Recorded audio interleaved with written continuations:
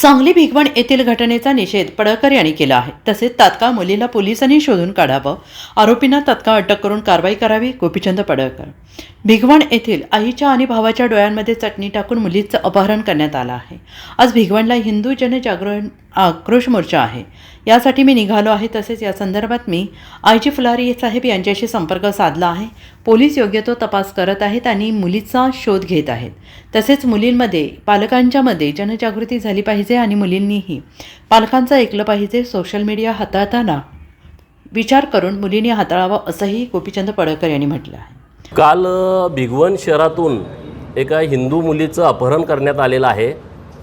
तिच्या आईच्या आणि भावाच्या डोळ्यामध्ये चटणी टाकून त्या मुलीला पळवून घेऊन ती मुलं दोन गेलेली आहेत.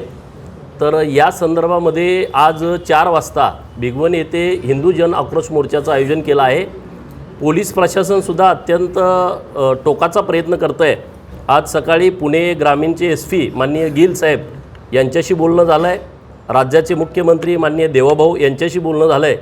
आणि आत्ता सांगली SPनी पण मला या विषयावरती बोलावलं होतं. SP ऑफिसला गेल्याच्यानंतर आपल्या कोल्हापूरचे IG माननीय सुनील फुलारी साहेब यांच्याशी चर्चा झालेली आहे. पोलिसांनी 6 वेगवेगळी पथकं नेमलेली आहेत आणि त्या मुलीचा शोध सुरू आहे. लोकांच्यामध्ये तीव्र संताप आहे. आज मी आता इथून भिगवणला निघालो आहे.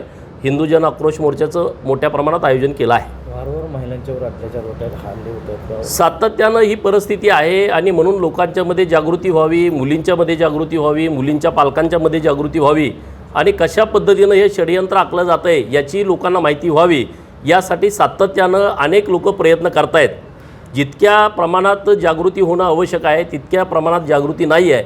आणि म्हणून मुलींना पण विनंती आहे की तुमच्या सोशल साईटवरती फेसबुक असेल, ट्विटर असेल, इंस्टा असेल किंवा अन्य काही तुम्ही सोशल साईट्स वापरत असाल, त्या साईट्सवरती तुम्हाला टार्गेट केलं जातं आहे. 10 मुलं या मुलींना नावं बदलून, हिंदूंची नावं घेऊन किंवा वेगवेगळ्या डीपी ठेवून त्यांना फसवलं जातं आहे. तर मोठ्या प्रमाणात जागृती होण्याची आवश्यकता आहे. आम्ही ती करतो आहे.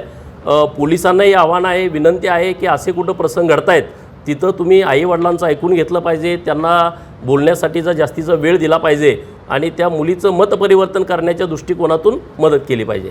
ब्युरो रिपोर्ट SBN मराठी, भगवान.